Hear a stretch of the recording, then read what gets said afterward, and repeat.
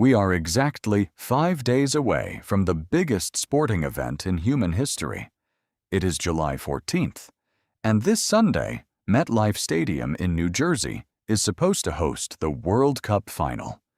They promised the American public the equivalent of 104 Super Bowls. They promised a golden era of international tourism. But if you look at the official ticketing portal right now, you will see a ghost town.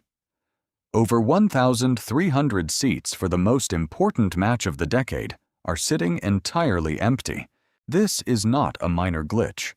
In a single week, the resale value for the final has crashed by 28%. A ticket that cost $12,200 on June 22nd is now plummeting toward $7,409. And that crash is spreading across the board. Quarterfinal and semifinal tickets have fallen by nearly 50%. The governing body even tried to secretly flood the market by releasing an additional 1,500 tickets at $7,380 each. It was a desperate move that only crashed the prices further. This is not a normal market correction. This is the sound of a financial black hole collapsing on itself. The man at the center of this collapse is Gianni Infantino. As the president of FIFA, he governs global football with absolute authority. Under his leadership, the organization came to the United States with a very specific, ruthless blueprint. It is a philosophy that dictates everything happening behind the scenes of this tournament. Privatize the profit. Socialize the chaos. We have been sold a spectacular illusion. The empty seats in New Jersey are just the surface of a much darker systemic disease infecting this sport. By the time we reach the end of this story, you will understand exactly how the biggest sports market on earth was engineered to fail and who is quietly walking away with all the money. To understand why the grand spectacle is crumbling, we have to open up a newly leaked financial document that changes how we view modern sports governance. For 96 years, hosting a World Cup meant a partnership between the organizing body and the local cities. The arrangement was far from perfect, but it operated on a shared risk. But the 2026 edition introduced a radically different operational strategy.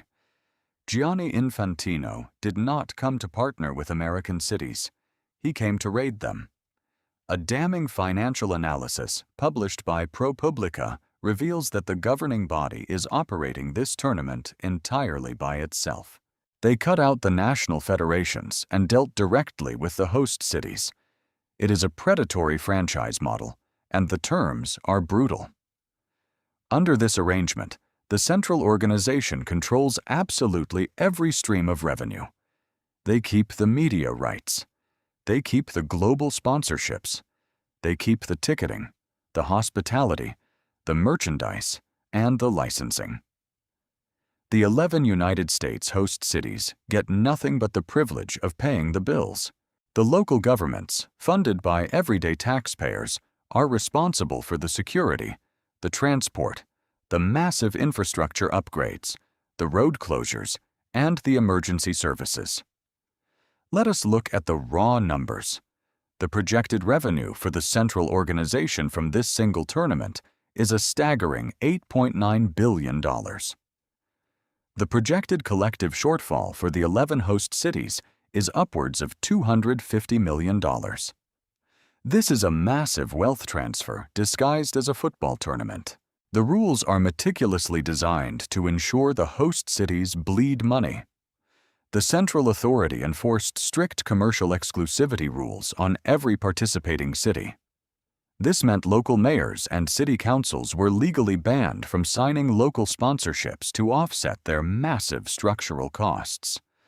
They could not even sell local food or partner with regional convenience stores because those sales were deemed a conflict with the corporate deals already signed in Switzerland. Imagine being told you must host a global party. You must pay for the security, but you are legally forbidden from selling water to the guests. The cities paid the tab, and the billionaires collected the cash. The gap between those two realities is the true legacy of this event. It is the ultimate expression of the new governing philosophy. Privatize the profit. Socialize the chaos. You look at these contracts and you see the absolute powerlessness of local governments when faced with a global sporting monopoly. The local leaders were blinded by the promise of prestige, signing away their economic defenses for the chance to host a few matches. You might be feeling a deep sense of betrayal right now. The taxpayers were promised economic salvation, but instead, they were handed a legally binding contract to subsidize a system of extreme greed. The scale of this corporate robbery is infuriating, and the way they masked it as a civic victory is even worse. I know this makes your blood boil, and it absolutely should. Stay with me, because we are about to trace the actual receipts. Once you see the empty hotel rooms and the massive transit fiascos, you will see exactly how this scheme unraveled in real time, and you will never look at a mega event the same way again. If the contracts were designed to drain the cities, surely the massive wave of international tourism would save them, right? That was the lie sold to 11 American mayors. A golden wave of global tourists ready to spend. Instead, we are looking at the greatest miscalculation in modern sports economics. Let us examine the actual receipts from the hospitality industry to understand the true scale of this disaster. The central promise was that hotels would be overflowing, restaurants would be packed, and the local economies would boom. But according to the latest survey data from the American Hotel and Lodging Association covering over 200 properties, 80% of them are currently tracking far below their normal summer forecasts. This is where the repetitive nature of the failure becomes undeniable. Alongside this national collapse, you look at Kansas City, a city that transformed its infrastructure for this event, and they are reporting a staggering 85 to 90% drop below a normal summer week. Alongside the empty hotel lobbies in the Midwest, you turn your attention to the coasts, and the reality is equally grim. Alongside the quiet streets of Kansas City, major international hubs like San Francisco and Miami are facing an unprecedented void, a situation explicitly described by Travel and Tour World as an absolute economic disaster. Where are the millions of fans who were supposed to justify these massive civic disruptions? Then you look at the public transit infrastructure, and the exploitation becomes even more visceral. The local transportation networks were ordered to scale up massively for an influx of humanity that simply never arrived. New Jersey Transit publicly admitted it wasted $48 million in operational costs. They ran fleets of extra trains to a station that was ultimately closed to everyday commuters, all to serve crowds that never materialized. They built an entire transit strategy around inflated data handed down from Gianni Infantino and his executives. To recoup these massive, avoidable losses, the authorities are now passing the bill directly to the everyday fan. They are charging an astronomical $98 for a simple train ticket to the stadium. If you decide to drive your own car, you're met with a $225 parking fee before you even step foot inside MetLife Stadium. Why is the local commuter and the everyday American family being forced to pay exorbitant fees to cover a $48 million logistical failure created by a foreign corporation? Every piece of data points to a manufactured crisis designed to extract wealth. The hotels are empty. The transit systems are bleeding money. The secondary ticket market is collapsing rapidly because the demand was artificially inflated from the start. As we established earlier, the average resale price for the final dropped 28% in just 3 weeks.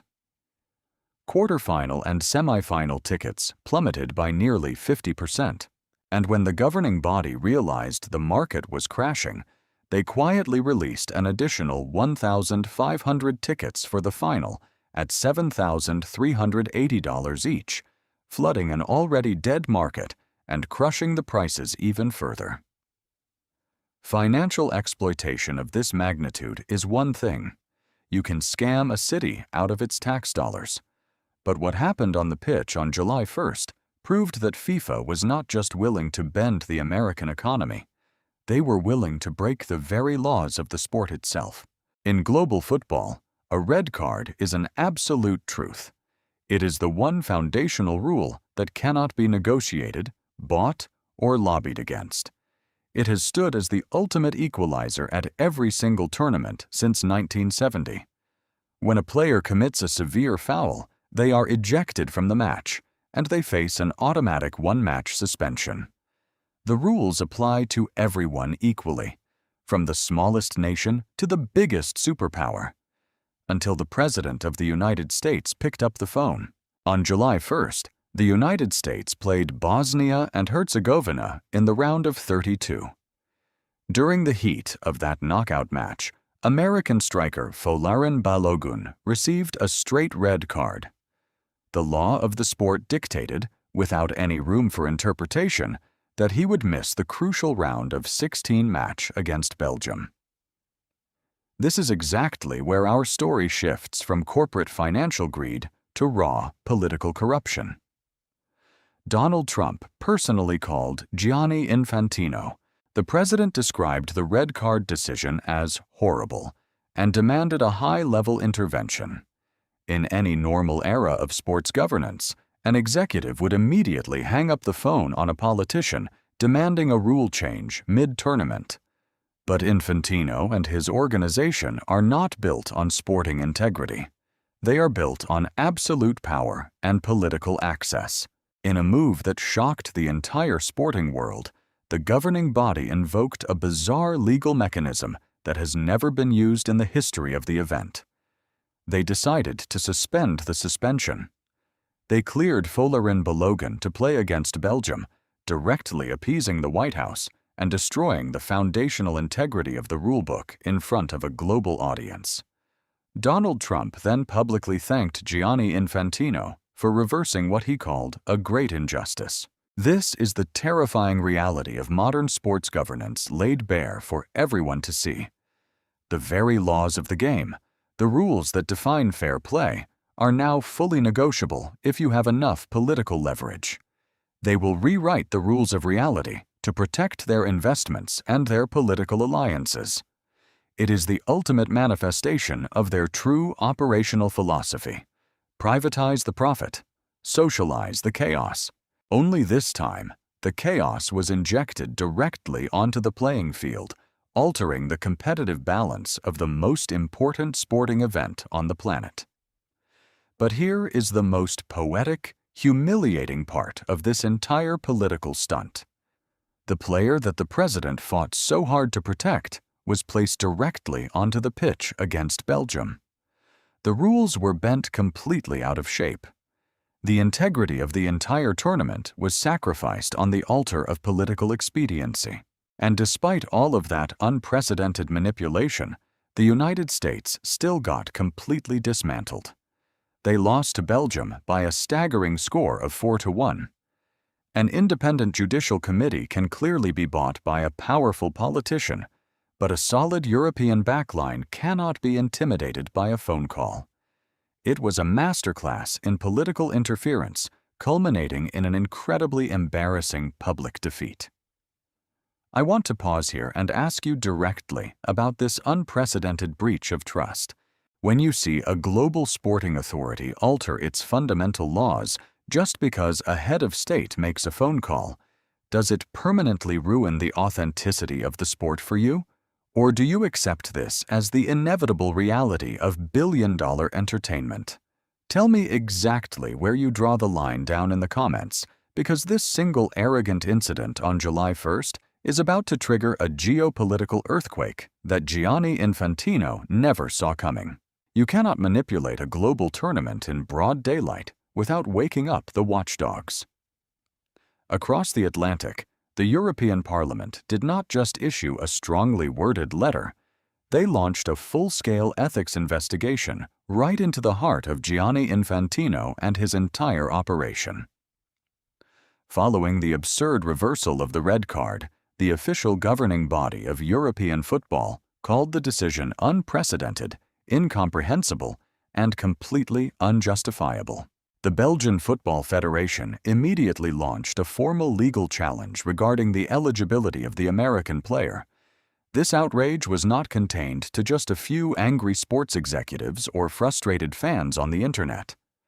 Exactly 35 members of the European Parliament formally signed a letter demanding a rigorous, independent ethics investigation. These lawmakers want to know exactly how much political pressure from the Trump administration influenced that mid-tournament rule change. They are demanding to see the communications. They are demanding to see the raw leverage used to bend a global institution to the will of one politician. But the lawmakers in Europe did not stop their inquiry at the edge of the football pitch. They are also demanding an official inquiry into the bizarre Peace Prize awarded to Donald Trump back in December. This is the grim structural reality of the organization governing this beautiful sport. They trade political favors for institutional protection.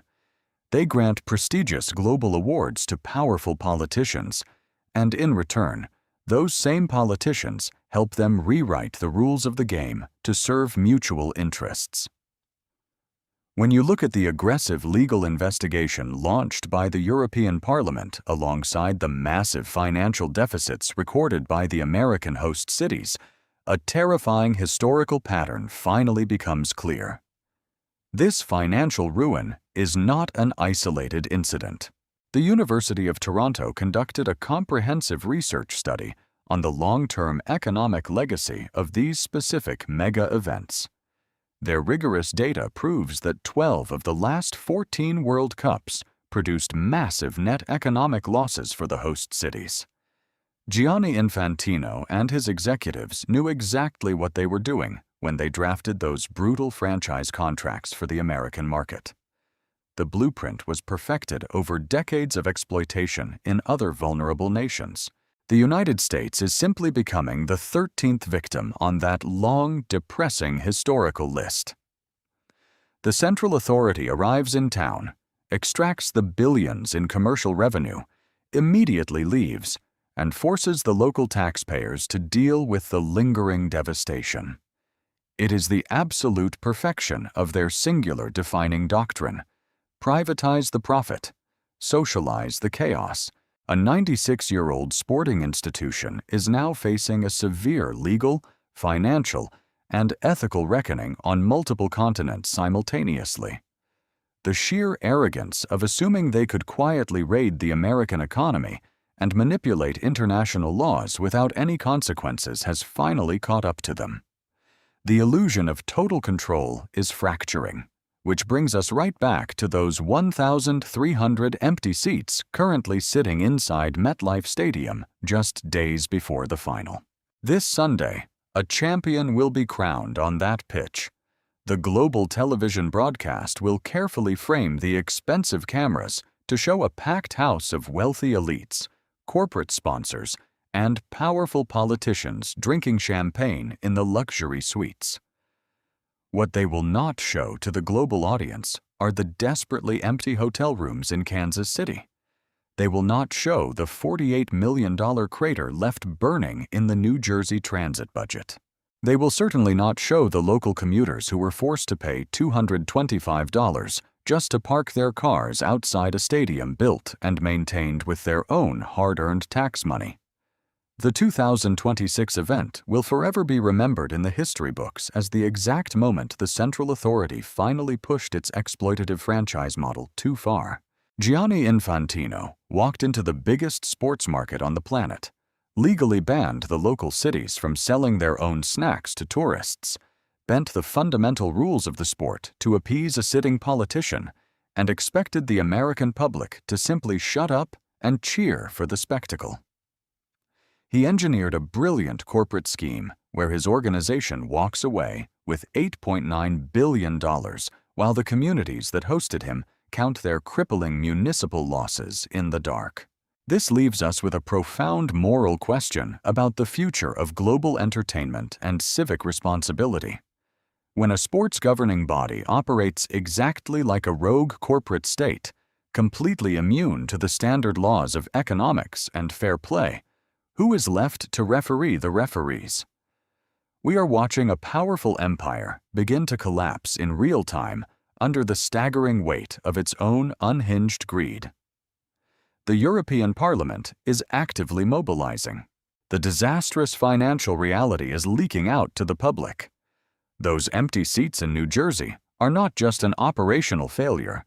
They are a silent, devastating protest against a system that has lost all connection to the human beings who actually love this sport. The final whistle on Sunday is not the end of this massive financial scandal. It is just the beginning of the real fallout. If you want to witness exactly how this geopolitical fight unfolds over the coming weeks, and if you believe that holding these massive, untouchable institutions accountable actually matters, then stick around and follow this channel as we continue to track every single receipt. Because this is not just a football tournament. This is a battle for the soul of the sport.